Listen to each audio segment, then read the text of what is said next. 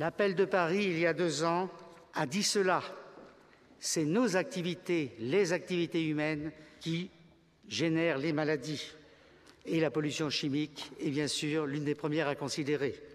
L'enfance est aujourd'hui en danger. Il faut proposer des solutions. Ce sont ces solutions que le mémorandum propose au travers de 164 recommandations et mesures qui ont été élaborées par 68 experts internationaux, ces experts ayant travaillé de façon indépendante, en dehors de toute influence. Est-ce que depuis votre dernière réunion, vous avez des études plus précises, affinées, des bilans scientifiques sur justement qui attestent de la croissance du lien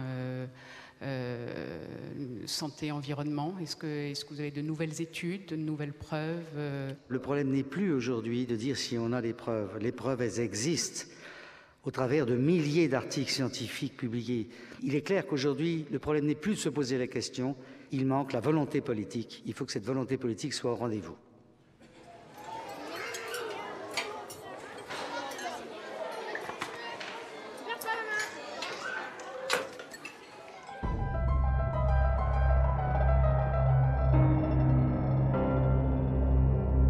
La France est le premier utilisateur européen de pesticides, et de loin, et le 3e ou le 2e mondial selon les statistiques. On a encore une agriculture dans notre pays, puisque l'usage des pesticides en agriculture représente à peu près 90% de tout ce qui est utilisé, qui est extrêmement dépendante à l'utilisation des pesticides.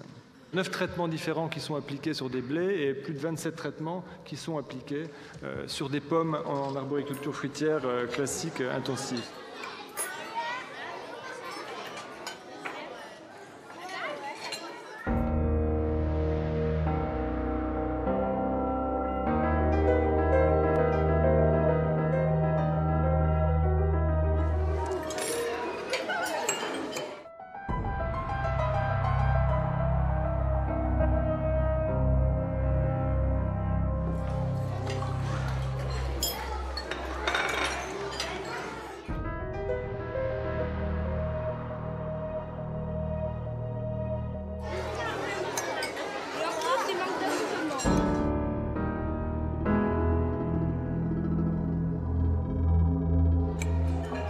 Du fromage, ça va pas?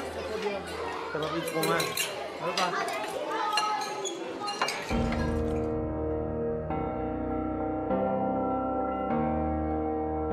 Nous faisons aujourd'hui ce constat que le modèle alimentaire moderne est dans une impasse globale. Il repose sur un gaspillage d'énergie fossile non renouvelable. Il ruine ses paysans. Une exploitation disparaît encore tous les quarts d'heure en France.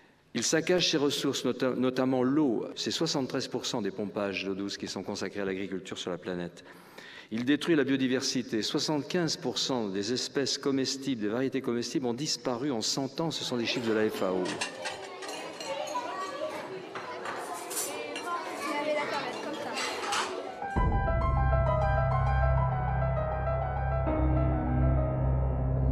Moi, je suis un peu le candide ici.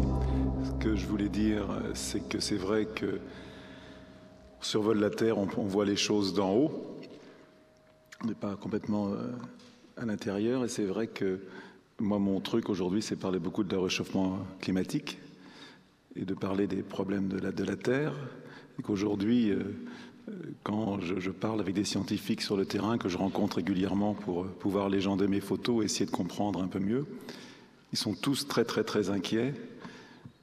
Et quand je vois ce chiffre incroyable officiel qu'aujourd'hui on a perdu 30% du vivant sur la Terre, 30%, c'est énorme, et qu'on sait qu'il y a des milliards de gens qui se soignent uniquement avec les plantes, ben voilà, c'est une chose qui me choque.